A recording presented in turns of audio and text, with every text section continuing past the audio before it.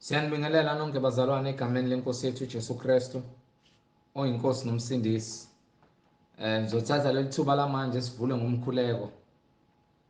Siyabonga Nkosi uJesu. Wena uyinkosi nomsindisi emhlabeni nasezulwini nangaphansi komhlaba. Siyabonga Baba ngokwazi ubukhona bakho nokuthi ukuqonda nobuhlakani buvela kuwe. Wena uyinkosi nomsindisi empilweni zethu. Baba, inkazimulo yakho ayibonakale ezwini lakho nakubontu bakho emhlabeni wonkana. Uthinte Baba isidalwa esingumuntu ngezwi lakho. Baguqule bakhululeke kukho konke ukudwanguza engazini bezwi lakho. Ngoba izwi lakho liletha ukukhanya nokuqonda empilweni zethu. Phulukisa ke Baba yonke imoya yenkani nokungazi eza ngothando lakho. Ngoba izwi lakho lokukhanya. Sikhanyiseleke Nkosi uJesu ngothando lwakho. Nangezwi lakho liletha ukuqonda empilweni zethu. Ayenziwe intando yakho Baba empilweni zethu semhlabeni njengasezulwini. Sikunika udumo ngeimpilo zethu nangobufakazi bokuthi wena uyinkosi nomsindisi empilweni zethu. Siyabonga Nkosi uJesu ubuhle bakho nobukhosi bakho ukuthi wena uthembekile ngaso sonke isikhathi.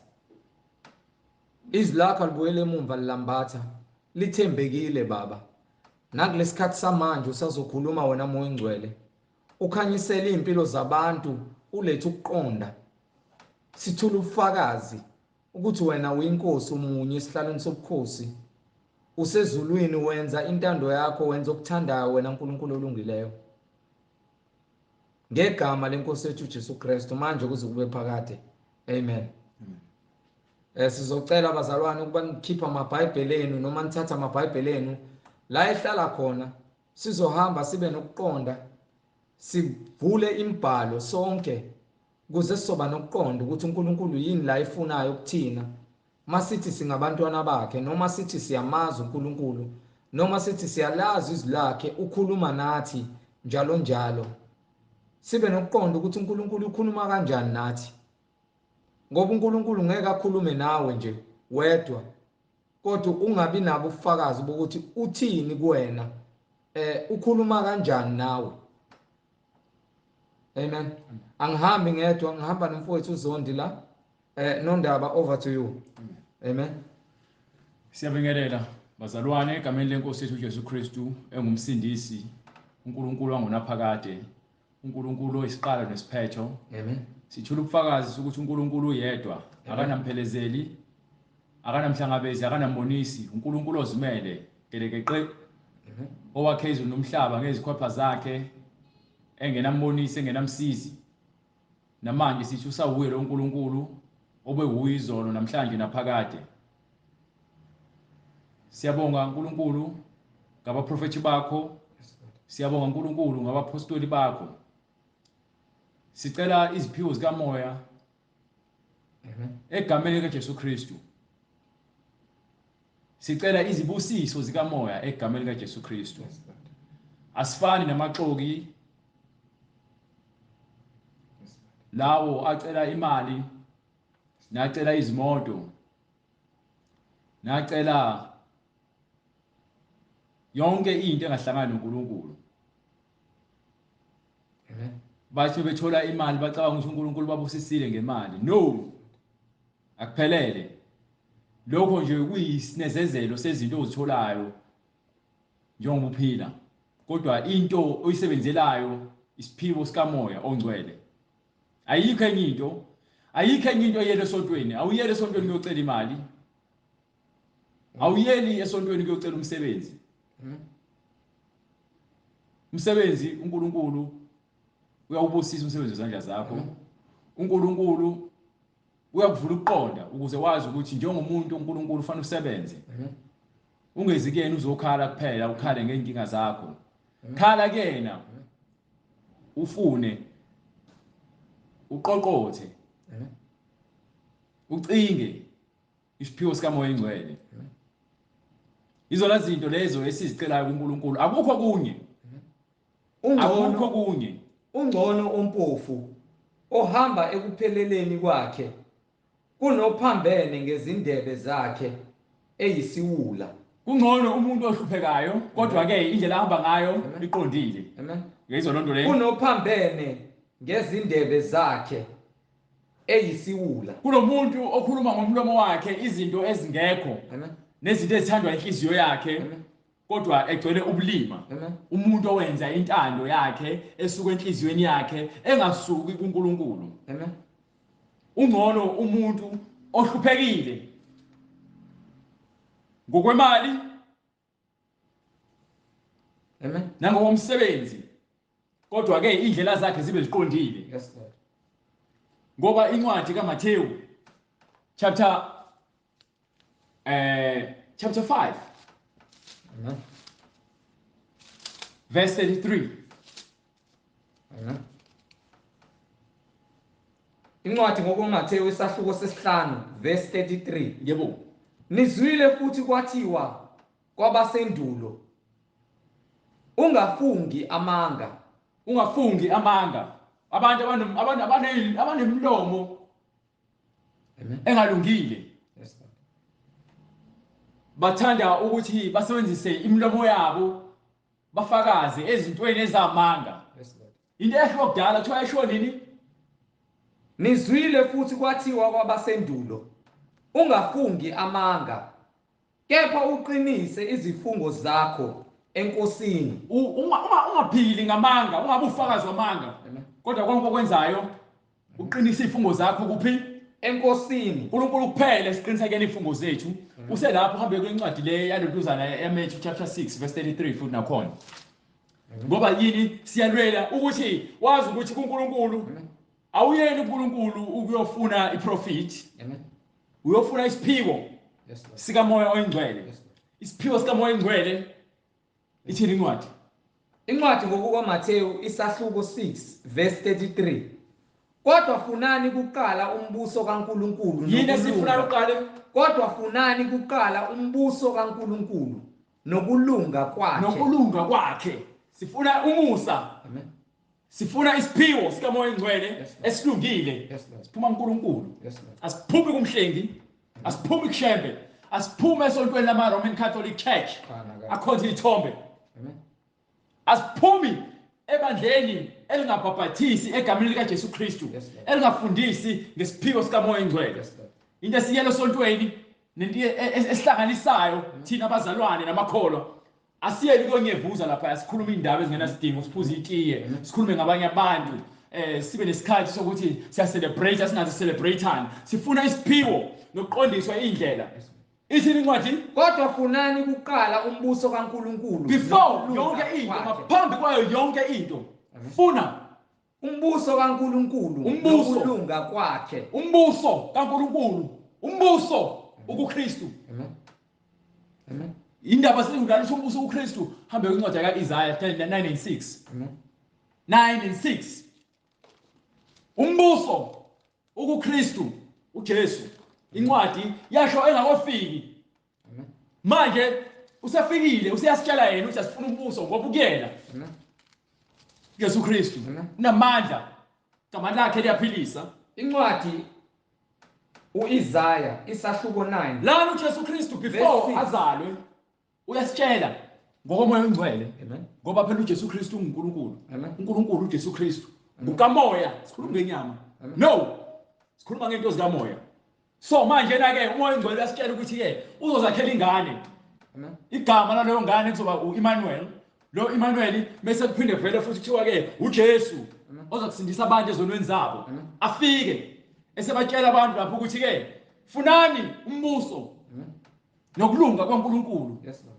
Ukuze nithola ukusindiswa, nithola isiphiwo sikamoya oyingcwele. Manje na ke wafika uJesu Kristu umoya oyingcwele efika kumprofethi uIzaya. Amen. Wathini? Ngokuba sizalelwe umntwana. Isichatha neverse bafuba khumbuza. Incwadi uIzaya isahluko 9 verse verse 6. 6. Yes sir. Ngokuba sizalelwe umntwana. Ngokuba izelwe indodana siphiwa indodana, saphiwa umntwana oyindodana.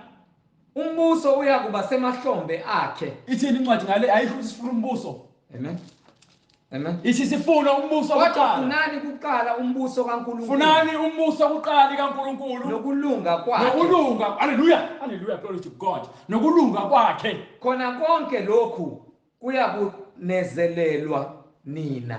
Khona konke lokhu kuyakunezelelwa nina. Kuyakunezelelwa nina. Bonke abantu abakholwayo kufanele uqale bafuna umbuso. Lo mbuso ithi incwadi ku-Isaya indodana sizalele umntwana. Before fika uJesu Kristu sasesiphiwa indodana. Umbuso uyakuba semahlombe akhe. Umbuso sithi umbuso ukuKristu.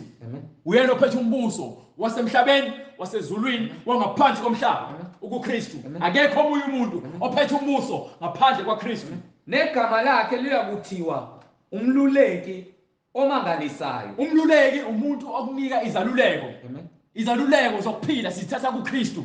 Izaluleko zokuthola umoya engcwele sithatha kuKristu. Izaluleko zokungena ezulwini sithatha kuKristu.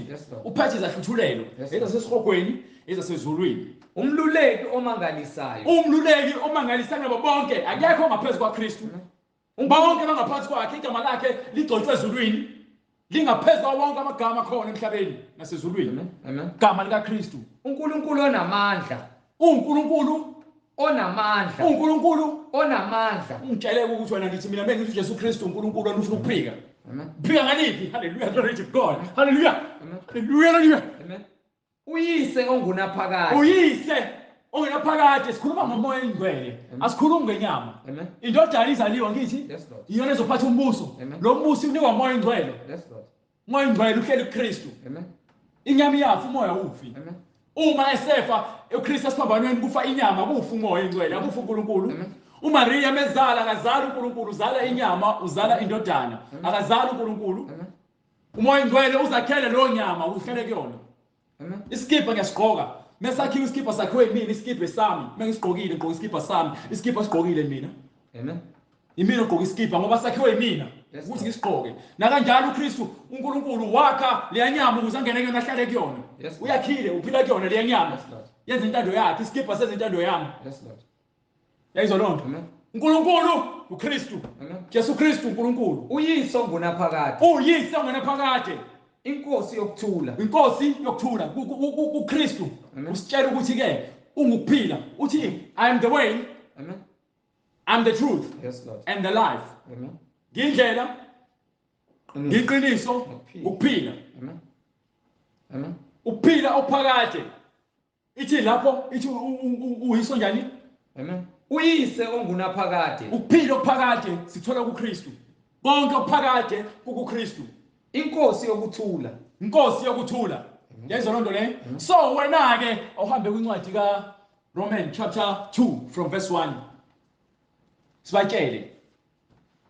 Because aba understand ukuthi yini abadila nayo uma bedila neBhayibheli. Yini abadila nayo uma bedila nezinto zikamoya. Ithini incwadi? Incwadi kwabaseRoma isahluko sesibili ivesi lokuqala. Yes sir. Ngakho awunakuzilandulela wena muntu. Yabona ke yonke into esishilo sikutshela ukuthi uJesu Kristu uNkulunkulu. uNkulunkulu uJesu Kristu.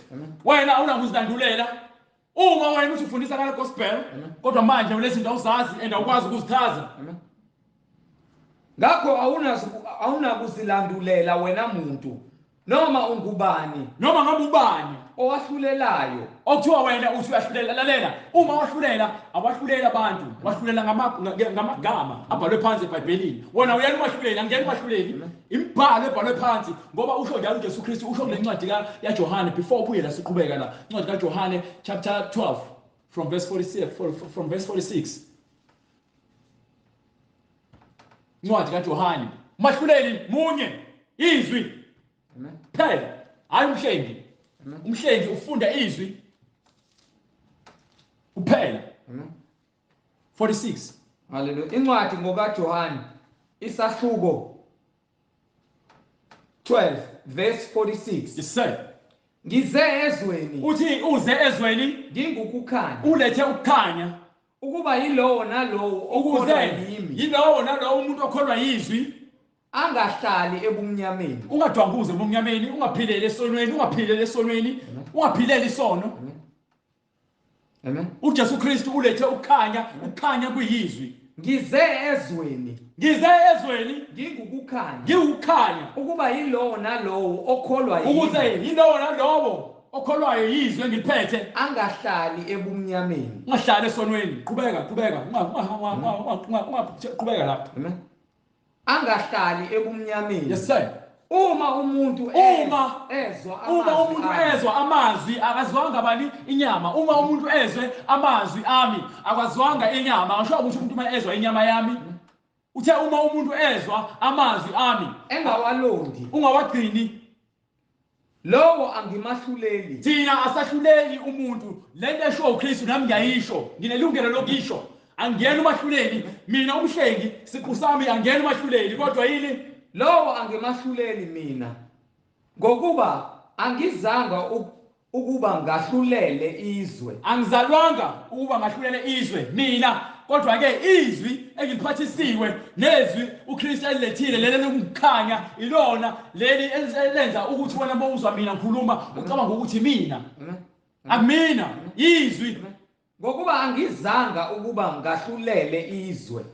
Ngokuba ke Amen. akazange uzowahlulela izwe, kepha ukuba ngisindise izwe. Thina siyasindisa izwe ngezwi. Amen. Anginawo amandla mina ukuthi ngithwala abantu ngibakhombe ukuthi abashintshe ngekani, kodwa izwi kufanele ngilishumayelile elifika kubona babenhle abathevundile lizobangena. Amen. Ongalayo, onqaba lezwi, engawamukeli amazwi ami, ongafuni ukwamukela izwi, unomahlulelayo. khona ozokwahlulela. Izwi engalikhulumayo yayizindaba izwi alikhulumayo yilona elomahluleli. Ngale kwincwadi yaseRoma chapter 2 iyakutshela ukuthi ke nangu uJesu Kristu la uyachaza ukuthi yena uyizwi elahlulelayo, naye isiqu sakhe inyama yakhe. Izwi alikhulumayo egcineni lihlele enhliziyweni yomuntu. Lona lelo lizwi uma umuntu engaligcini uyokwahlulelwa ngalo. Yizo lonto. So uma wena funda le ncwadi yaseRoma khona sowachazela ngifuna siwachazele. Incwadi kwabaseRoma isahluko sesibili verse lokuqala. Yes sir. Ngakho awunakuzilandulela wena muntu.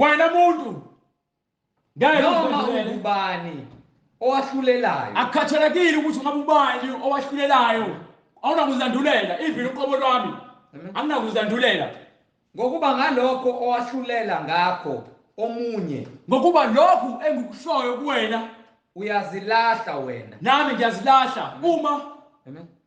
Ngokuba wena owahlulelayo uyakwenza khona lokho nawe. Nayo into esifuna kuyilungisa ke. Nanto ebalekile. Lento labantu abathi bama Christian ama fake Christians lawo athi mewuthi uyalitshela umuntu ngezwi athi ke why ungijaja lithi ibhuku ithi incwadi engcwele ungasijaji, ungajaji omunye umuntu ngoba nawe wena uzojajwa. Yezo lonto le ithi incwadi ke wena awunakuzilandulela uma uzokwahlulela omunye umuntu ekubeni nawe wenza leyo nto leyo. Imali ungajahi kuya kude kufanele ukuthi ngibachazele. Okay. Uma umuntu eshumayela ethi ningahlabela amadlozi kodwa niyohlabela amadlozi, lo muntu lowo uzilahlile yena ngoba ke ushumayela ngento ayenzayo uthi abantu abangayenzi. Yazi ngoba yini khona incwadi futhi before soqhubeka nale incwadi lesi kuncwadi yaMathewu chapter 7 from verse 1. Amen. Incwadi ngokuMathewu isahluko 7 verse 1. Ningahluleli, ithi ningahluleli ukuba ningahlulelwa, ukuze nani ningahlulelwa. Ningahluleli ukuze nani ningahlulelwa. Ngokuba ngokwahlulela enahlulela ngakho, ngokuba lokho owahlulela ngakho nawe niyakwahlulela, nawe uzakwahlulela ngakho. Lokho owahlulela ngakho nawe uzawahlulela ngakho. Nangaleso silinganiso olinganisa ngaso nani niyakulinganiselwa ngaso. Yayizo lo ndaba le. So uma ngikhuluma igospel mina igospel kufanele ngibe in line negospel Hallelujah. ngigcine izwi kaNkulunkulu Yes, Lord. ngokuba lokhu engitshela khona umuntu ukuthi ke lokho kufanele ukwenze mina kufanele ngikwenze nami. Yes, Lord. And uma mina ngizokhuluma izwi ngikhuluma ngesono angikwazi ukuba sesonweni. Amen. Amen. Yes, Lord. Angikwazi ukubhukuda esonweni ukuthi ungazi ngisaphila enyameni ungazi ngisaphila enyameni. Amen. Awusangazi sengisidalwe esisha. Amen. Ilanguage engiyikhulumayo nawe ayifani nelanguage engiyikhuluma ngiseyisidalwa esidala ngiphile esonweni. Amen. So uma mina njengoba incwadi isho kanje ithi awukwazi ukuthi wena uzothi unobhici ukhomba ubhici kumfweni qala usiso lakho ubhici ube clean ugeze ubuso uzigeze ngaphandle nangaphakathi. Loyo ngenasono kini akaba ukuqala.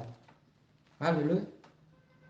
Jesu Kristu washo njalo Amen. befuna ukugaya intombazane ngamatshe Okuka John hlahluko 8. gijima khona Hallelujah. sebethatha intombazane bathi bayithole iphinga Amen. bayiletha kuJesu Kristu bathi senze njani Amen. ngoba banjena kufanele bagcotshwe ngamatshe. Amen. Wasukuma uJesu Kristu waqala wabaziba wabhala phansi engathi uthi akabanakile. Amen. Baqobe bembuza bemhlokoloza wasukuma wathi ke lowo ozaziyo ukuthi yena akanacala Amen. Akaba ukuqala. akabe uqala uthatha itsha jikje le ntombazane Yes, Lord. bathi bangathi kwenu Kaqale amphonse ngetshe. makubuye nokuqala uzojikjela umuntu wesifazane ngeke amgcobe ngamatshe ngoba yini ke izoni ziyathanda ukwahlulelana. Yes, Lord. Ngoba naku umuntu efuna ukuba olungileyo emehlweni akhe noma efuna ukufeza inhloso zakhe ezingcolile abulalisa umuntu. Same thing abayenza ke uJesu Kristu. Amen. Bamfuna icala engenacala. Yes, Lord. Bambophela into engekho. Yes, Lord. Bambethela into engekho bengazi ukuthi bagcwalisa isiprofeto sencwadi. Amen. Incwadi ngokuka Mateyu isahluko 7 Yes, sir. verse 1. Yes sir. Ningahluleli ukuba ningahlulelwa. Ungahluleli yabona thina ngiyasantshela sifunda izwi silibhole phansi. Ukuze sifunde leli izwi kufanele sililandele leli izwi sithembeke kulona. Ngokuba ngokwahlulela enahlulela ngakho nani. Ngokuba lento esikhuluma ngayo la phansi Niyakwahlulelwa ngakho. nathi sahlulelwa ngayo hayi siyahlulelwa ngayo ngokuba yini ke lembhalo kufanele kube iyona ezositesta ukuthi thina sikulungeleni ukuyifunda lembhalo. Nangaleso silinganiso enilinganisa ngaso. Nani? Yabona mengithi isilinganiso bekhuluma ngesilinganiso angikwazi ukuthi mina ngizothi ke ningafebi kodwa ngibe ngifeba. Angikwazi ukuthi mina ngizothi ungaphuza utshwala kodwa ngibe ngiphuza utshwala.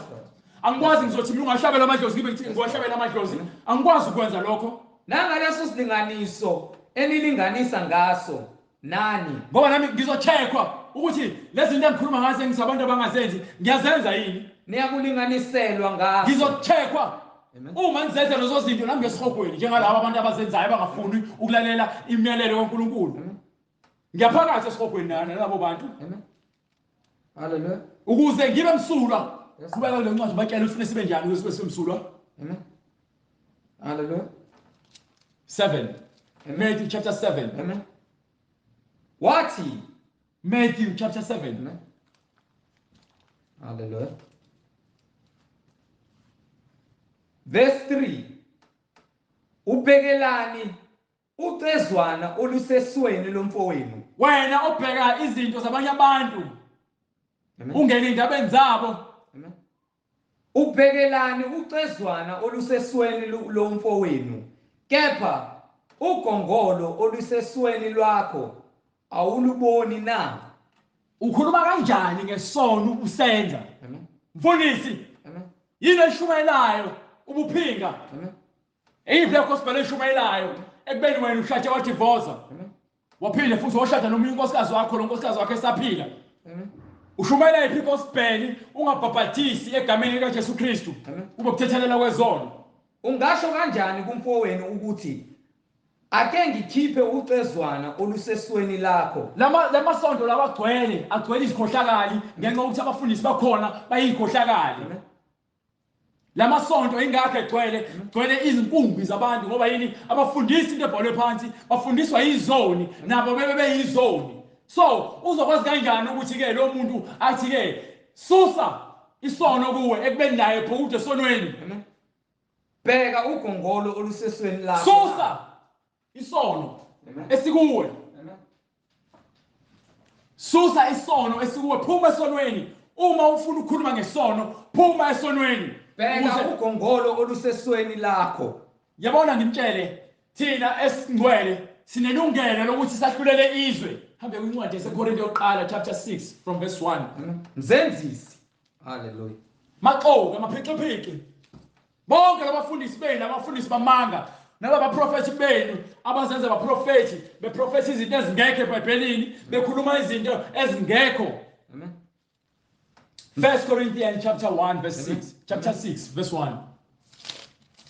Incwadi yokuqala kwabaseKorinte. So thina esikuKristu esizalwa kabusha ngokomoya nangesigezo sombhabhathiso sinelungelo lokuthi sibe phambi kwenu sinitshele indaba zenu zokungcola zokufebe zokuphuza zokukhonza izithombe zokuqamba amanga zokubulala zokuphinga nezokuthumba abantu. Sinelungelo sinikwe uNkulunkulu ngokuthi ke thina uthe asizisuse zonke lezi zinto kuthina ukuze sizokwazi ukukhuluma ngazo. Yes Lord. Simelwe ukuthi simtshele ukuthi nizoni ngoba sezona izoni nani. Yes Lord. Ungalibona ngibona ngaqola uqonga ukuthi ke usabona lo muntu ombona ngoba ngisho indlela engigqoka ngayo angigqokeli ukuthi ngi-advertise umzimba wami. Indlela engikhuluma ngayo ngikhuluma into eqondile ngithatha kuNkulunkulu ngoba incwadi ishilo yathi ke ungcono ukuhlupheka kodwa ke indlela zakho zibe zilungile kunokuthi ke ube nakho konke kodwa umlomo wakho nezenzo zakho kube into ephambene necebo loNkulunkulu. Yes Lord. So yipi yona ehambayo? Ngoba phela wonke umuntu othi ke ushumayela igospel noma ushumayela ivangeli ukutshela abantu ukuthi abaphume ezonweni. Yes Lord. Akekho umuntu ozotshela abantu ukuthi ke ayisona siyakhula siya-understanda woza khona unjalo siphila ngaphansi komusa. No. Imfekethe amanyala ukhohlakala lokho. Amanga. Hallelujah. Lo umqambi manga. Amen. Ufuna nina nifele ezonweni zenu njengaye njengoba efile efele ezonweni zakhe. Yes Lord. Uzo-invite nani ukuthi nize nizobhuta naye emanyaleni ngoba uyintsha edla umhlanzo wayo. Ingulube ezibhixa odakeni. Yes Lord. Amen. Ithini incwadi yaseKorinte? Hallelujah. Incwadi yokuqala kwabaseKorinte isahluko sesithupha. Yebo. Verse 1. Yes sir. Ukhona yini umuntu kimi uma enendaba nomunye onesibindi sokumangala kwabangalungile? Lalela. Mina ngithatha yabona thina sinenkinga esontweni lethu angithi. Amen. Mesinenkinga ebandla lethu. Amen. Noma ake ngathethe ibandla lethu. Amen. Ngoba singxenye yebandla likaKristu. Nginenkinga nomzalwane. Nenkinga nomzalwane. Why ngizophuma ngepolice station? Hallelujah. Kwezinye izoni. Amen. Ngithatha inkinga yasesontweni noma ebandleni ngiyoyinika umuntu omahluleli lapho okhohlakele. Owahlulela ngendlela engalungile. Ngithi ke mina lowo muntu ke uzowahlulela ngokwanele ekubeni wena mzalwane esihamba naye le case wena egcineni uzomba ogwaza futhi ugwaze lo muntu ukuze wena ube nobulungiswa emehlweni akho. Ingakho abantu bebangizikhundla begijimisana inkantolo ngoba uNkulunkulu akekho. Alizwa incwadi thini? Ukhona yini umuntu kini uma enendaba nomunye onesibindi sokumangala kwabangalungile? Ngeke sithathe indaba zasendlini yabangcwele sizikhiphele ngaphandle. Kungabi kwabangcwele na? Ngeke sikhiphe indaba zabantu abangcwele sizikhiphele ngaphandle sigijimisa. Yabona sithi ke labo shembe laba why begijima enkantolo uma ithini incwadi? Anazi yini ukuthi abangcwele bayakwahlulela? Hlehla musukugijima. Amen. Hlehla. Ukhona yini? Ungilalele bengikhuluma ngoba ngifuna ukuthi lento engishoyo uyingene emadlebeni akho uyifunde phansi. Ukhona yini umuntu kini? Ukhona yini umuntu kini? Uma enendaba nomunye. Uma unenkinga nomzalwane wakho onesibindi sokumangala kwabangalungile. Uthathe ufana ukuthi nginenkinga nawe. Ngiyokhuluma ngaphandle komuntu ongalungile. Ngikhulume ngawe. Ngithi ngiyakholwa. Amen. Kungabi kwabangcwele. Isikhohlakali. Kufanele ngikhulume nomunye umfowethu ongcwele ngoba yini ke? UJesu Kristu ke uma kukhona inkinga. Amen. Angize kumfowethu uma engafuna ngibize omunye umzalwane. Ubufakazi bobubili. Kufanele kube khona ofakazi. Uma ifuna labo fakazi abathathu asibeke phambi kwebandla. Uma ihlula ibandla angimthathe ngokuthi lo mfowethu lowo umhajeni khona sisonta naye ngingamlahli ngingamzondi. Nimbeke eceleni simnikela enkosini ngoba umsebenzi wakhe uzodila nenkosi. Yes Lord. Hayi nami iyasho angiyele emahluleli. Izwi esishumayelayo ilona elahlulelayo. Yes, Lord. Thina sintshela indaba zenu ngezwi Amen. ukuthi ayikho indaba yothiwa ushembe Amen. umprofeti uhlele umenkantolo umphambi kwemantshi Amen. nomunye umzalwane wakho nibanga isikhundla Yes, Lord. nibanga ifa nibanga ifa ngoba ni-investile kule bandla lenu ngoba niyazi nibanga abantu nibanga izikhundla ngoba nifuna imali kungenzuzo yenu embi. Amen. Kodwa uma usebenzela uKristu uzohamba ngendlela ebhalwe ngayo phansi. Imibhalo iyona esiholayo ekutheni-ke sihambe ngendlela efanele. Anazi yini ukuthi abangcwele bayakwahlulela izwe na? Nayo incwadi isesantshela ukuthi thina esingcwele sinelungelo lokuba phambi kwenu sintshele indaba zenu sintshele ukuthi-ke phumani esonweni. Amen. Amen. Phuma esonweni. Kepha uma izwe lahlulelwa yinina anifanele ukunquma namacala amancane na? Kanjalo uma-ke sifanele ukuthi-ke sehlulele izwe. Amen. Okusho nathi inkinga ezikhona Amen. phakathi kwethu kufanele sizidikide phakathi kwethu siqhambe nesixazululo esifanele phakathi kwethu. Amen. Akudinge umuntu wangaphandle, Yes, Lord. angidinge emmeli Yes, Lord. ngaphandle mangiboshwa amaphiciphici. Amen.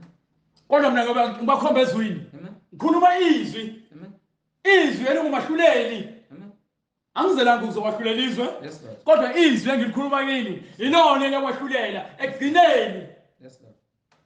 Yingakho incwadi ithi-ke wena soni awukwazi ukuzophatha iBhayibheli unabafazi ababili Imfundiso. Amen. Uyisoni awukwazi ukuphatha iBhayibheli ungashumayeli egospel uzikhulumela into yakho esando wena. Amen. Awukwazi ukuthi wena uyisoni uphatha imithi usho umfundisi uthi-ke uzoshumela egospel. Ikhaya kahle uzabafuna abathakathi. Amen. Kodwa wena uphatha imithi uthi uyafundisa ngoba nangu ufuna ukuba nabalandeli. Wena uyisoni uyisikhohlakali umthakathi. Yes, Lord. Awuhlangene noNkulunkulu. Phela incwadi yaseRoma. Thina sikumelwe ukuthi-ke sime phambi kwenu sintshele ukuthi-ke nayi indlela ekhanyeni. Ngokusho uJesu Kristu uthi-ke ngize emhlabeni kuba ngibe isibani. Uma isibani uKristu sifanele ukuhamba ekhanyeni nathi. Amen. Ngoba before kule ncwadi le ngoba sizoqhubeka nayo hambe kwincwadi yokuqala kaJohane. Incwadi yokuqala kaJohane isahluko sokuqala verse 5. uJesu Kristu ukukhanya bonke abantu abahamba kuyena noma bahamba endleleni yaKristu bahamba ekukhanyeni. So abazenzi izinto zomhlaba. Amen. Amen. Incwadi yokuqala yompostoli uJohane. Incwadi yokuqala yompostoli uJohane. Isahluko sokuqala. Isahluko sokuqala Verse 5. Yes sir. Nanti izwi. Nali izwi esalizwa kuye. Sishumayeza lona lokuthi uNkulunkulu ungukukhanya. uNkulunkulu ungukukhanya. Ubumnyama abukho kuye. Uthe uJesu Kristu nakanye. Ngize ukuba ukukhanya. Amen. Ngizezweni ukuba ngibe ukukhanya. Amen. Mangitheni incwadi. Nanti izwi esalizwa kuye. Nali izwi esalizwa kuye. Sinishumayeza lona lokuthi Sinifunda lona siyanishumayeza izwi esalizwa kuye. uNkulunkulu ungukukhanya. uNkulunkulu ungukukhanya. Ubumnyama abukho kuye nakanye. Izinto zobumnyama azikho kuyena, azikho azisondelene kuye, azikho. Uma sithi sinenhlanganyelo naye, Uma sithi sinomdlelwane noJesu Kristu, sibe sihamba ebumnyameni, kodwa-ke sibe sithakatha, sibe sibhema, sibe siphuza, sibe sifeba, sibe siqamba amanga, sibe sibulala, sinamanga. Sinani? Sinamanga. Yayizwa loo nto leyo. Asenzi iqiniso. Asayenzi iqiniso. Alikho iqiniso kuthina. Amen. Ngokuba yini-ke senza izinto zobumnyama. Yena ungukukhanya. Sikhonza izithombe, uNkulunkulu akafuni sikhonza izithombe. Siphathe imithi, uNkulunkulu akafuni uphathe imithi. Yes, Lord. Yes. Niyafeka, uNkulunkulu akafuni kufetshwe. Yes, Lord. Niyadivoza, uNkulunkulu akafuni ukudivozwe. Amen. Niyadakwa, uNkulunkulu akafuni abantu badakwe. Amen. Uma sithi sinenhlanganyelo naye, Uma sithi sike kukhanyeni sikuye, sibe sihamba ebumnyameni, kodwa sidonguze ebumnyameni, sinamanga. sibulawa amankwebevu amanga, sikupha amanga kaBhejane. Asenzi iqiniso. Asinalo iqiniso. Alikho iqiniso kuthina. Kepha uma sihamba ekukhanyeni, kepha uma sihamba kuphi? uma sihamba ebukhanyeni, Yes sir.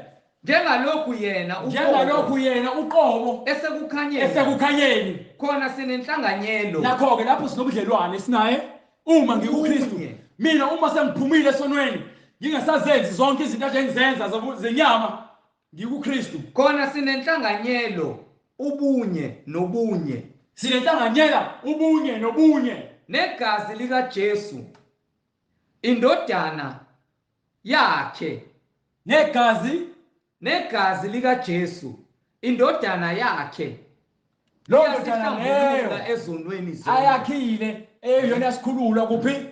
Ezonweni zonke. Zonke izono Amen.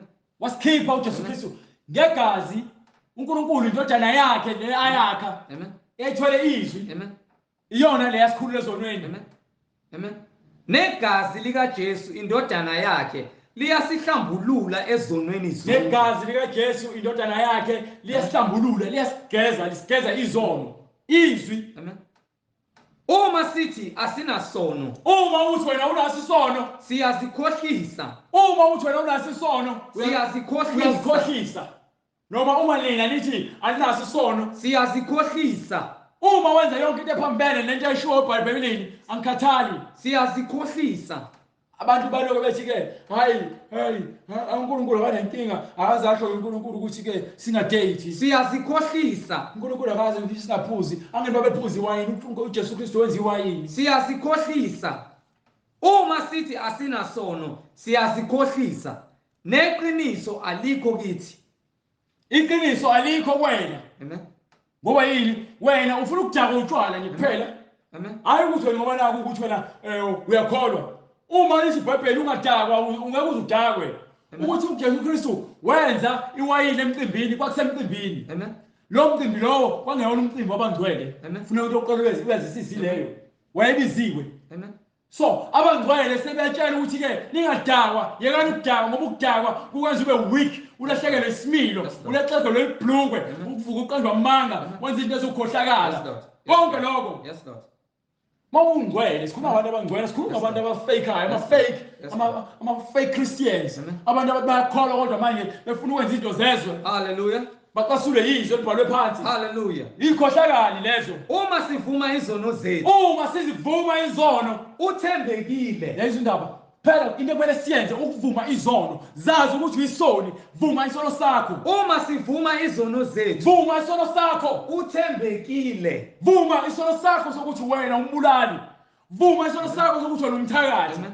Vuma isono sakho sokuthi wena usifebe. Yes Lord. Vuma isono sakho sokuthi wena isitabane. Yes, Lord. Vuma isono sakho sokuthi wena uyaphinga. Yes Lord. Vuma isono sakho sokuthi wena umqambi wamanga. Yes Lord. Vuma isono sakho sokuthi wena usiphingi. Yes Lord. Vuma isono sakho sokuthi wena uthumba abantu. Yes Lord.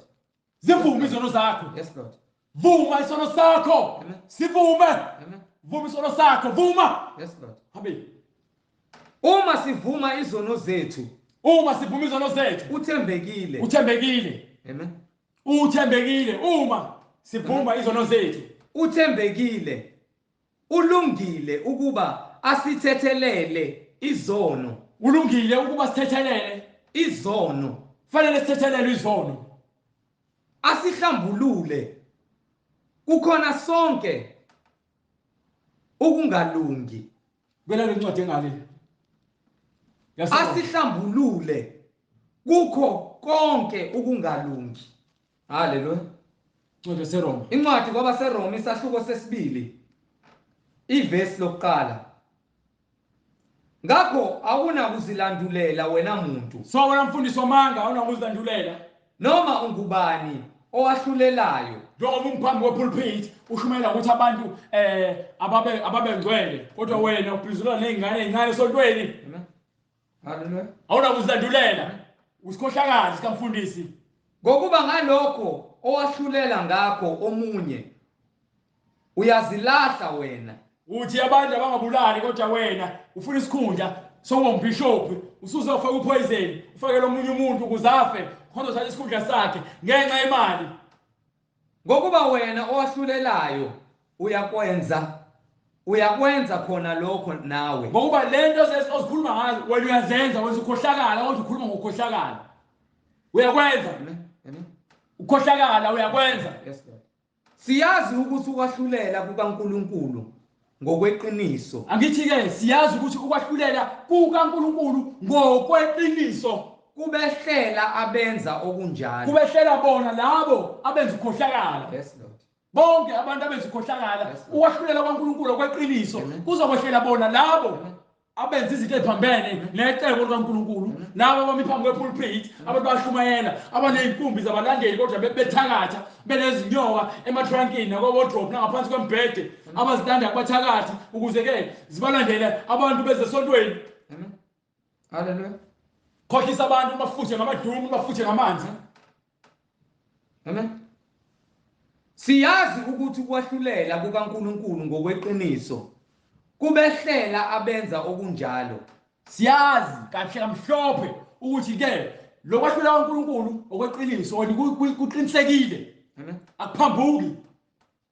Ucabanga lokho yini wena muntu owahlulela abenza okunjalo?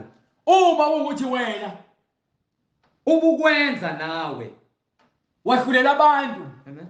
ukuthi bangahlabela amadlozi kodwa wena uyahlabela amadlozi.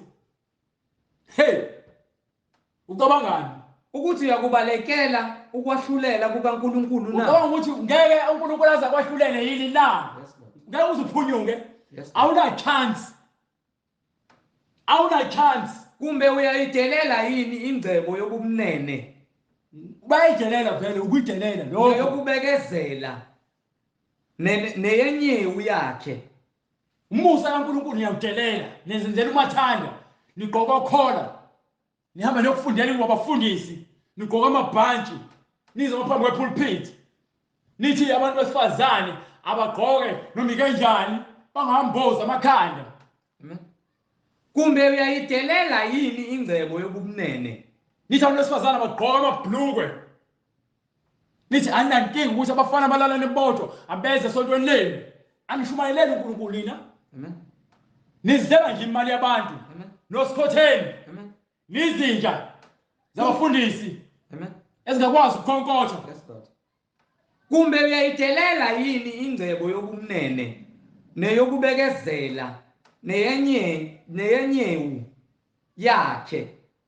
Ungazi ukuthi ubumnene bukaNkulunkulu Bukwenza njani? buyisa ekuphendukeni. Umusa kaNkulunkulu uyasibiza. Usibizela kuphi?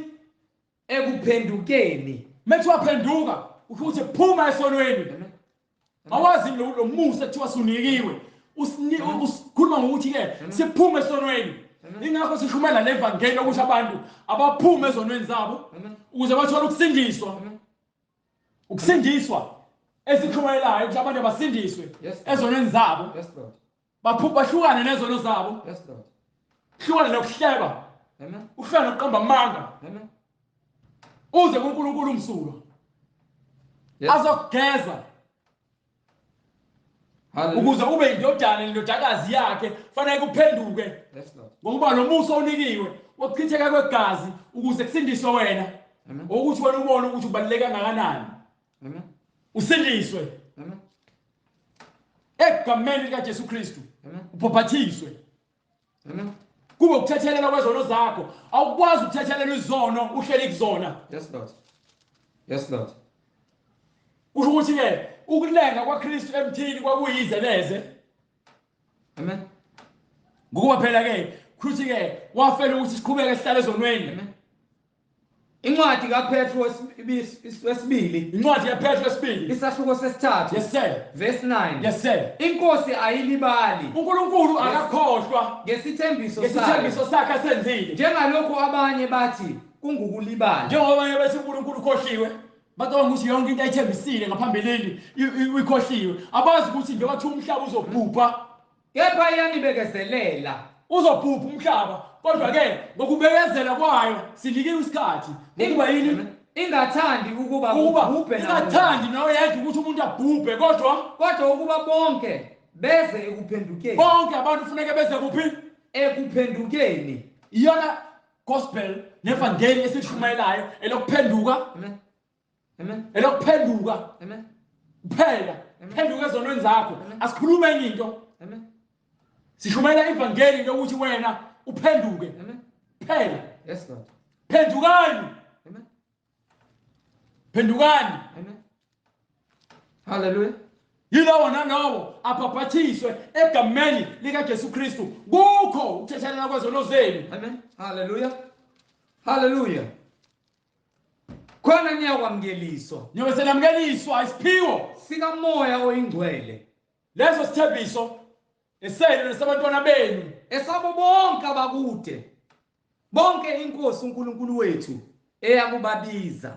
ngezindaba iyona gospel eshumayelwayo le ayikho enye. Ungahamba uyongena eintangeni uphume ujikela izigqumu ungena ehlahleni uphume kodwa egcineni ke imilizwi uNkulunkulu akakhohlwa abanye batasha ukhohliwe. Yes, Lord. Ingoba uyabekezela ngoba akafuni ukubona noyedwa umuntu ukuthi angene ebhujisweni kodwa kube ukuthi bonke abantu Beza yakuphendukeni. beze ekuphendukeni bafinyelele kulazini iqiniso lokuthi uJesu Kristu unguNkulunkulu, uJesu Kristu ungumsindisi. Amen. Usikhathalele. Amen. Amen. Ukuphila kwakho kuKristu. Amen. Ukuphuma kwakhe enkingeni kuKristu. Amen. Ukuthula kwakho kuKristu. Hallelujah. Yayizindaba. Amen. Kubela ngani incwadi yabaRoma siqhubeke khona. Amen. Incwadi yamaRoma isahluko sesibili. Yes sir. Ivesi lesihlanu. Kepha ngobulukhuni bakho Kepha ngokuthi inhliziyo zenu zikhuli. nangenhliziyo engaphendukiyo. Inhliziyo angisho izithini manje incwadi ikhuluma ngenhliziyo engafuni ukwenzani? Engaphendukiyo. Inhliziyo zenu zikhuni, azifuni ukuphenduka. Ziqinile zifana namatshe. Amen. Uzibekela ulaka Nisibekela ini intukuthelo. ulaka Nibekela intukuthelo ngosuku lolaka lukaNkulunkulu. nolokwambulwa kokwahlulela okulungileyo kukaNkulunkulu. Awuphinde futhi. Kepha ngobulukhuni bakho Kepha ngenxa ukuthi anifuni ukulalela nangenhliziyo engaphendukiyo nangenhliziyo yakhe yitshe. uzibekela ulaka Uzibekela intukuthelo ngosuku lolaka nokolambulwa nolo ekuyovezwa ngalo lolo usuku lalo ubhubha komhlaba kokwahlulela okulungileyo kukaNkulunkulu. ubhubha komhlaba kuyobe seqala kwambula. Amen. Ukwahlulela okulungileyo okuphuma kuNkulunkulu. Ile kuthiwa khona ke ngabona isihlalo sobukhosi. Hallelujah. Incwadi yesibili kaPetru isahluko sesithathu verse 10. Yes sir. Kepha usuku lwenkosi luyakufika Kepha usuku lenkosi liyakufika njengesela mhla amazulu ayadlula Hallelujah, glory to God. ngokuhlokoma Amazulu ayokudlula. ngokuhlokoma Umhlaba uzobhubha.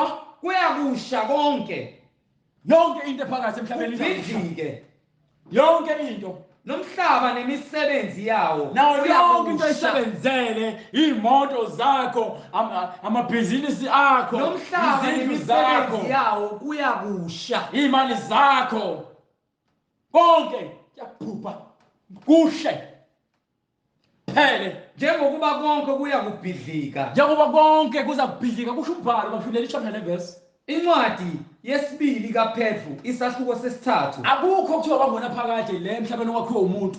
Okwangona phakathi umoya oyingcwele. Verse 10. Incwadi yokuqala, incwadi yokuqala ngithi. Incwadi yesibili kaPetru isahluko sesithathu. Chapter 3 from verse 9. From verse 9. Verse 11. Verse 11. Njengokuba konke kuyakubhidlika kanjalo. Njengokuba konke kuyakubhidlika konke. Kumele ukuba nibe ngabantu abanjani Fanele ekuhambeni okungcwele. Angithi ayibona umbuzo lo kodwa manje uyakutshela ukuthi uhamba kuphi? Kumele ukuba nibe ngabantu abanjani ekuhambeni okungcwele nasekumesabeni uNkulunkulu. Fanele nibe abantu abanjani ebungcweleni benu. Amen. Fanele nibe abantu abamsulwa, abamesabayo uNkulunkulu, abagcina imiyalelo, abahamba ngendlela eqondile kuKristu. Abantu abangcwele, sikhuluma abantu abangcwele. Amen. Nibheka sibiza nalabo abangekho bangcwele. Amen. Abahlele ezonweni. Yes Lord. Ukuthi mabeze edilini. Yes, Lord. Manje kusanesikhathi ngoba umhlaba nezulu kuza kubhubha kushe yonke into ephakathi ubekelwe isikhathi. Nibheka nilangazelela ukufika kosuku likaNkulunkulu. Sezofika usuku olukhulu.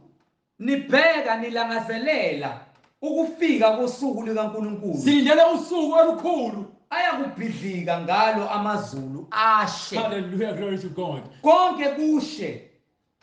Kuncibilike konke yonke into ishwe incibilike phele. Hallelujah. Akukho kuyosala. Yangephutha. Akekho othi yobaleka. Hallelujah. Akekho. Hallelujah. Noyedwa. Amen. Amen. Yonke into kufanele iphele. Amen. Umhlaba uzobhubha lapho konke ophakathi. Hallelujah.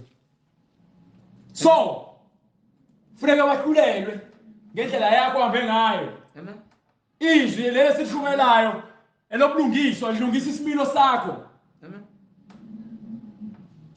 Amen. Ukuze wena mzukwane inkosi ibuya. Yes Lord. Ibuye wena unobulungiswa olungisiwe. Amen. Uhamba ngendlela efanele. Amen. Le ndlela le esibizele kuyo ekuKristu. Yes Lord. Indlela yokuphila. Ngoba akekho omunye noma elinye igama esingasindiswa ngalo ngaphandle kwegama likaKristu. Yes Lord. Simelwe. Hallelujah. Simelwe ukuphenduka. Hambe kwincwadi esambulo. Amen. Chapter 21 from verse 9. Incwadi yesambulo. Umhlaba besubhupha. Uyakhuluma umpostoli uJohane. Amen. Incwadi isambulo. Isahluko sama-21. Yebo. Ivesi lesishagalolunye. Yes sir. Kwase kufika enye yezingilosi eziyisikhombisa ezazinezitsha eziyisikhombisa ezingcwele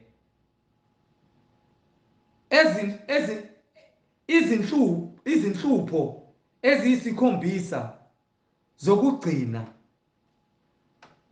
Yakhuluma nami yathi, woza lapha ngikukhombise umlobokazi umkawundlu. Umkawundlu ibandla. Amen. Lelo bandla lelo. Amen. Labantu abakuKristu. Amen. Ibandla umfazi kaKristu. Amen.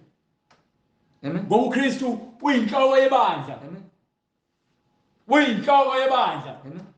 So manje la ke sebonakala ukuthi ke laba abangcwele ibona Amen.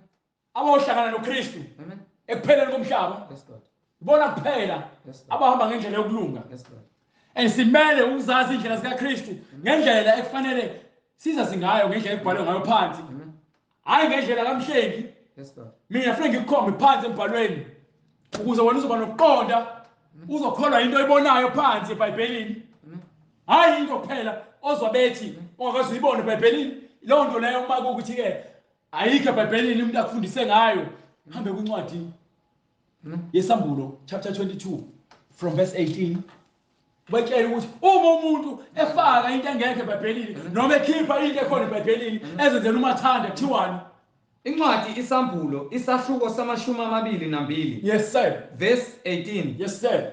Ngiyafakaza mina Ubufakazi lobu obulethwa uJohane kubo bonke abezwayo amazwi esiprofeto sale ncwadi. nabo ubufakazi kubona bonke abantu abezwa isiprofeso sale ncwadi engcwele. Uma ekhona owenezela kulokhu, Uma kukhona umuntu ozosifakela into yakhe la eBhayibhelini engekho, uNkulunkulu uyakwenezela kuye izinhlupheko zonke inhlupheko ezikhona eBhayibhelini ezibhaliwe kule ncwadi. nawe ziyakwahlela. Ekakhulukazi lo inhlupheko lezi zokuthi uzongena esihogweni uhlushwe uhle okwangona phakade ngenxa ukuthi wena ke wenze intando yakho ufuna ukwenza intando kaNkulunkulu. Futhi uma ekhona osusa utho, Uma kukhona umuntu okhiphayo ivangeli asuse imbhalo kuwo amazwi encwadi yalesi siprofeto, uNkulunkulu uyakususa isabelo sakhe emthini wokuphila nawe nasemzini ongcwele. uyokhishwa emzini ongcwele nasemthini wokuphila. Amen.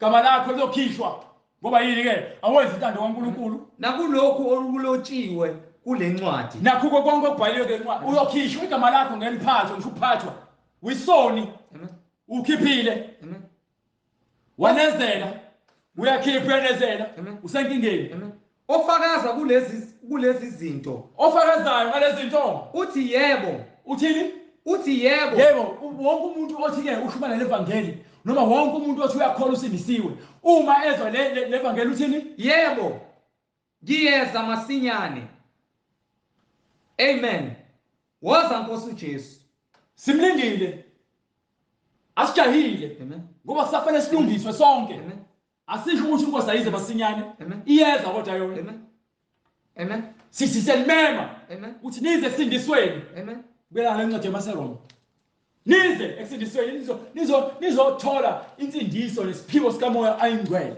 amen izona zinto lezi ezikhlalela ukuthi uzithole amen siphiwo sikamoya oyingcwele yes lord amen incwadi kwabaseRoma isahluko sesibili yes sir iverse lesihlanu yes sir kepha ngokulukhuni kepha ngokuthi inhliziyo zenza ikhuni bakho nangenhliziyo engaphendukiyo inhliziyo yakhe engafuni ukuphenduka uzibekela ulaka ngosuku uzibekela lolaka intukuthelo ngosuku lolaka likaNkulunkulu lolokwambulwa lapho kuyambula khona ke kokwahlulela isahlulelo esiqondile isahlulelo esiqondile kukaNkulunkulu esikaNkulunkulu sosahlulelo oya kuvuza yilowo nalowo uyokuqonyeliswa ngemisebenzi yakhe Amen.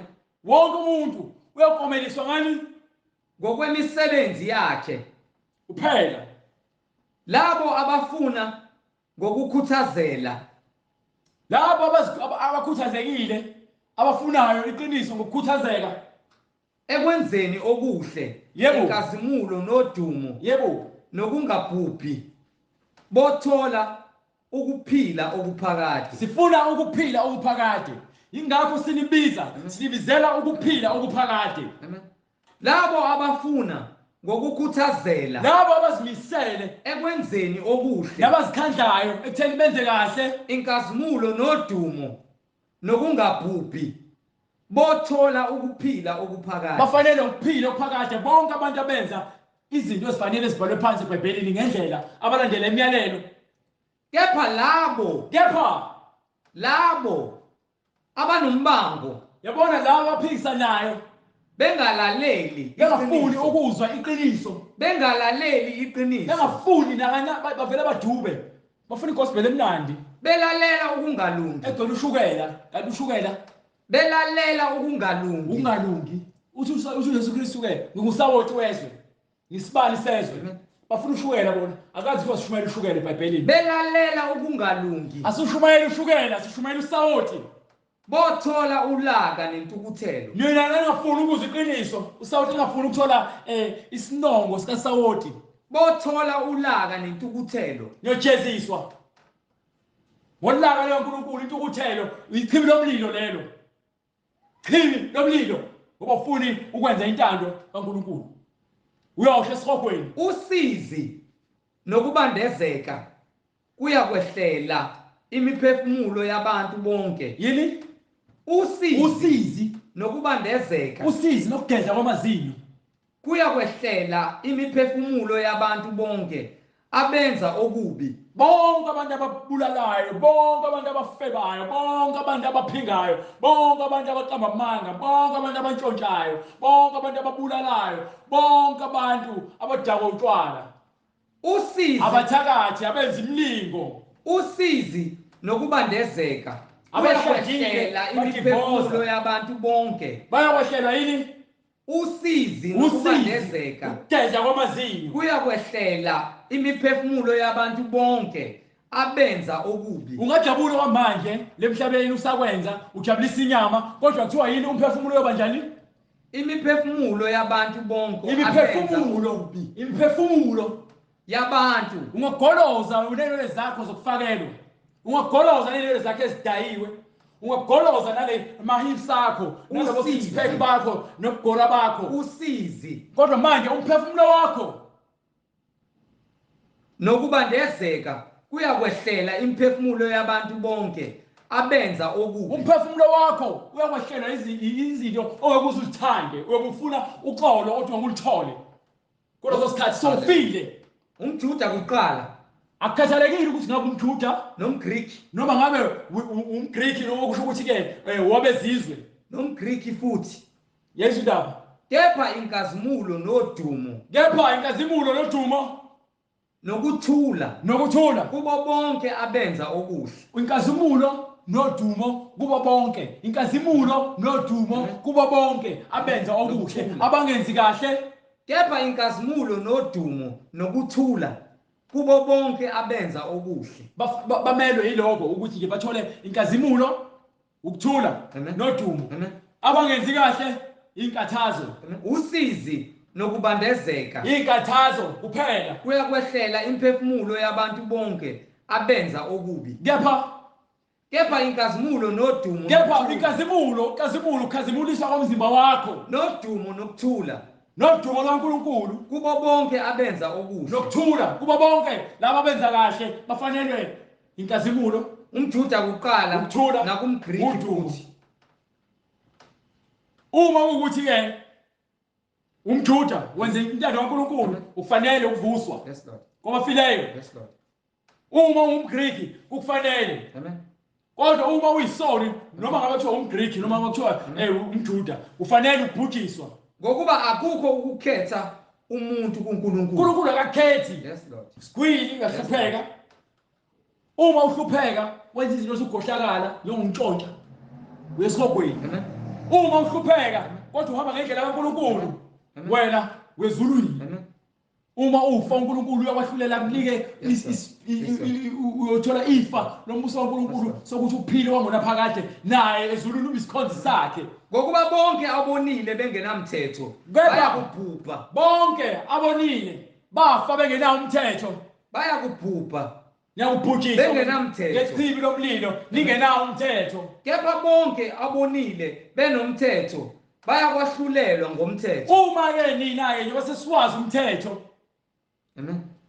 Ngoba phela khona abantu abonayo bengawazi umthetho bengalazi incwadi engcwele. Amen. Bayowahlulela ngokungazi kwabo. Bawujeziswa ngokungazi kwabo. Kuthi labo labafundisi bene abafundisa imfucuza efundisa eBhayibhelini. Hallelujah. Nani enfunda lo mfucuza? Niyaphakaza esihogweni. Amen. Ngamalengiso. Ngokuba akusibo abezwayo umthetho abangabalungile phambi kukaNkulunkulu. Akusibona abezwa lalela ungezwa ulalele bathi yini abanjani? Ngokuba akusibo no abanjani emva kwaloko abanjani? Kepha abenzayo akubona abazwayo abenzayo akubona abezwayo abenzayo. Umthetho kaNkulunkulu imiyalelo ungayizwa uma ungayenzi uyabhujisweni. Yibo abayakulungisiswa. Uyakulungisiswa ngokuthi uzwile wenza. Awuzange uzwe wangenzi wathi ngoba mina ngumJuda mina ngibusisiwe vele. No.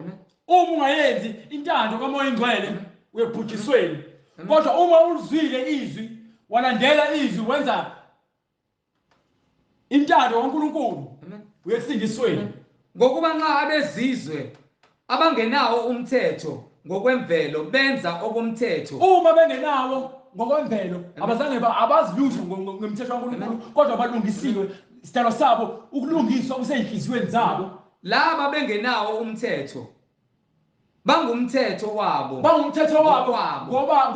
Ngoba yini benza ubulungiswa ngaphandle kokuthi beze kuNkulunkulu. Balungile endleleni zabo ngaphandle kokuthi sebezwile ngoNkulunkulu. Kodwa ke babonakalisa ukuthi umsebenzi womthetho ulotshiwe ezinhliziyweni zabo.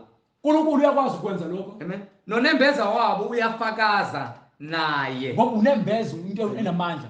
Unembeza into enamandla. Yonke into ibhalwe unembeza. Amen. Imikhohlakala kwakho. Hallelujah. Oh. Imicabango yabo imangalelana noma ivunana. Yayizona. Amen. Imicabango yakho. Amen. Yonke into ebhalwe enhliziyweni, yonke into unembeza yazi uNkulunkulu uyayazi. Ngoba uNkulunkulu kunembeza wami. imangalelana noma ivunana. Ngoba phela uNkulunkulu ubulungiswa. Yes, Lord. So uma wena uNkulunkulu ungazange uintroduce emthethweni kaNkulunkulu kodwa uphila ngokulungiswa wena ezulwini.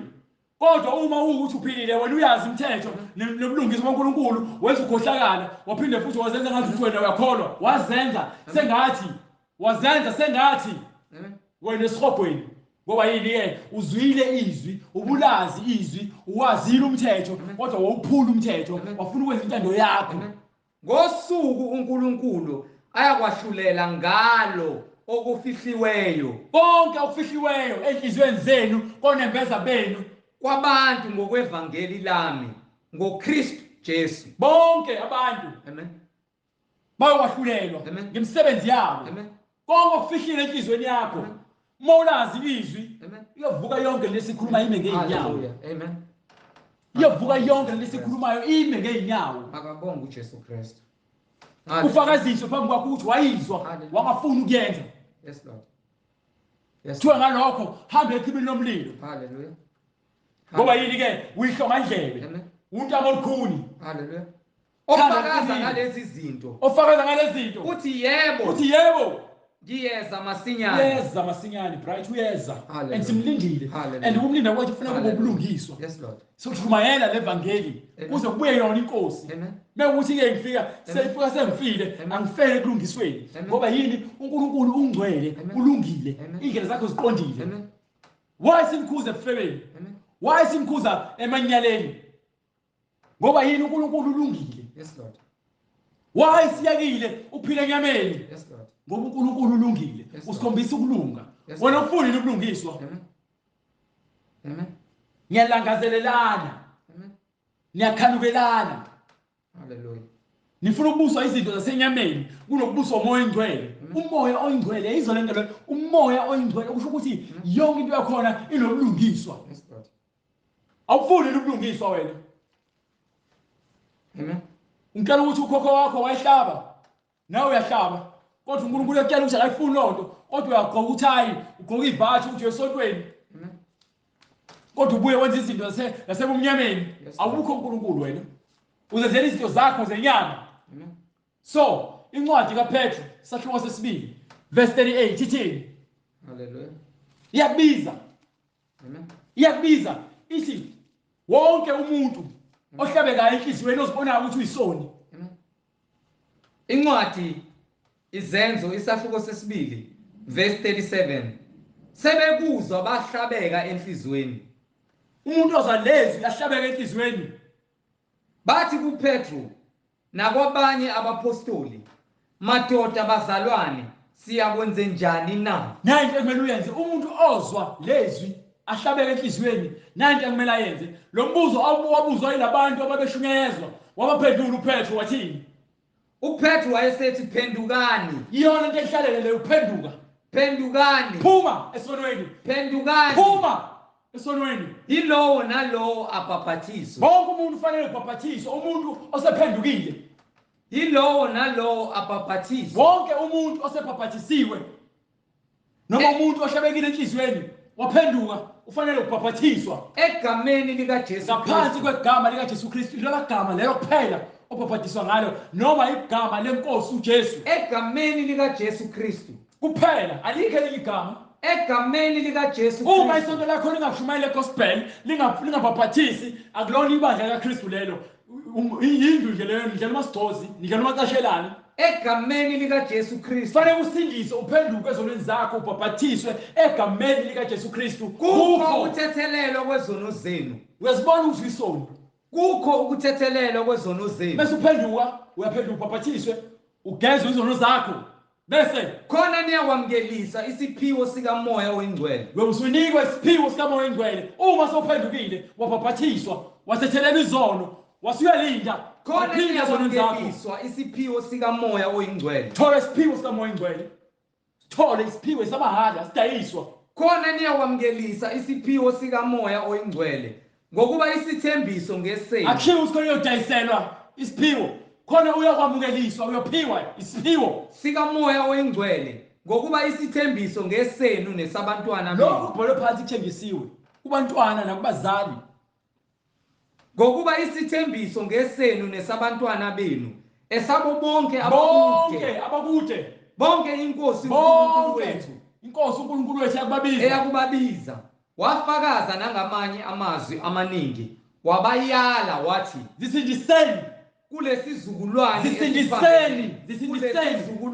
esiphambeneyo ufuna ubona umbuso wezulu zisindise kulesizukulwane esiphambeneyo ayikho enye indlela akunandaba ukuthi mina wena unenkani ngakanani noma wena ugqirhile ukuthi awuyenzi into noNkulunkulu egcineni uzofa and uma ufa ungazange uzulazi iqiniso ungazange ufuna ukulamukela iqiniso zisindiseni kulesizukulwane esiphambeneyo phumani phumani amen zisindiseni kulesizukulwane esiphambeneyo amen baba egameni lenkosi yethu uJesu Kristu Nkosi siyabonga izwi lakhe liyinkemba elihlabayo njengamanje imphefumulo yonke liyahlukanisa baba umphefumulo nenyama abantwana bakho siyabonga Nkosi uJesu ukuthi awubaniki ukuthula izwi lakho liyangqongqoza endlebeni zabo wena Nkosi uyangqongqoza uma bevula wena uyakubahlala nabo siyabonga ukuthi izwi lakho lungumlilo liyabahangula baba kuyo yonke imfundiso yamadimoni nenkohliso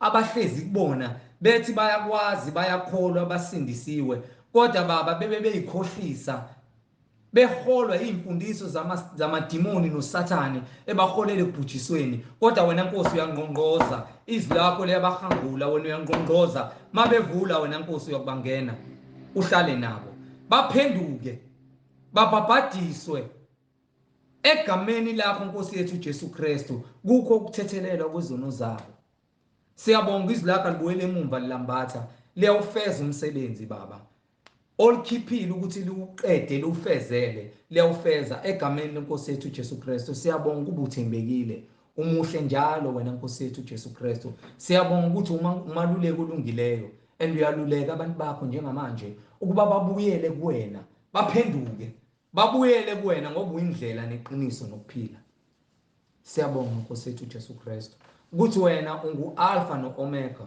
uyisiqalo nesiphetho silendele ukubuya kwakho Nkosi uJesu egameni lenkosi yethu Jesu Kristu manje naphakade amen siyayishiya inamba bazalwane 066 566 9245 ngizoyiphinda 066 566 9245 uJesu Kristu uyinkosi nomsindisi amen sibonge bazalwane le namba sishele ukuthi umuntu befuna ukubaphathiswa noma umuntu efuna ukubuza imibuzo mayelana nezinto ezikeBhayibhelini wesithinda khona sithi inkosi mayithela umusa kwande kuyo igama lakhe liphakanyiswe njalo inkazimilo yakhe ibonakala empilweni zethu kuze kube siyaphinde siyabonana inkosi mayivuma amen